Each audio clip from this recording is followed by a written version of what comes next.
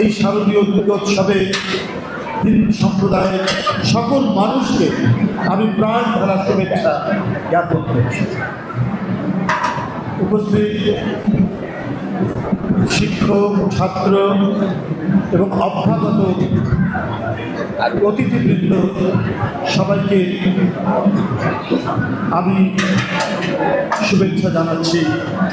যখন ঢাকা বিশ্ববিদ্যালয়ে এই ঐতিহ্যবাহী জগন্নাথ হলে মন্দিরে এসে মন্দিরের সামনে দাঁড়িয়ে আমি অত্যন্ত আপ্লুত হচ্ছি যে অত্যন্ত আনন্দ ঘন পরিবেশে এই মন্দিরের সামনে সবাই অর্ঘ্য দিচ্ছেন, পুষ্পার্ঘ্য অর্পণ করছেন।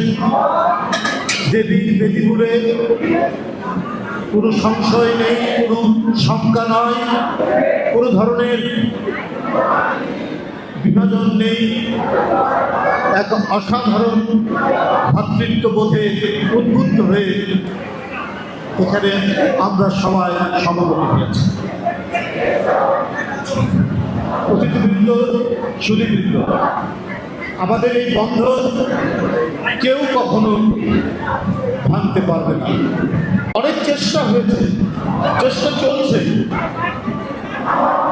এদেশে যারা পরাজিত শক্তি,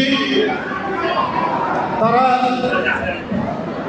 অনেক, তাদের অর্থবিত্ত আছে, তাদের অনেক টাকা পয়সা এখনো দেশের মধ্যে আছে, অনেক টাকা তারা পাচার করে নিয়ে গেছে।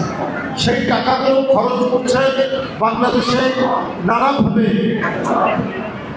নাশকতামূলক কাজ, নানাভাবে তারা অন্তর্ঘাত তৈরি করার চেষ্টা করছে। দৈনিক আজকের বাংলা .net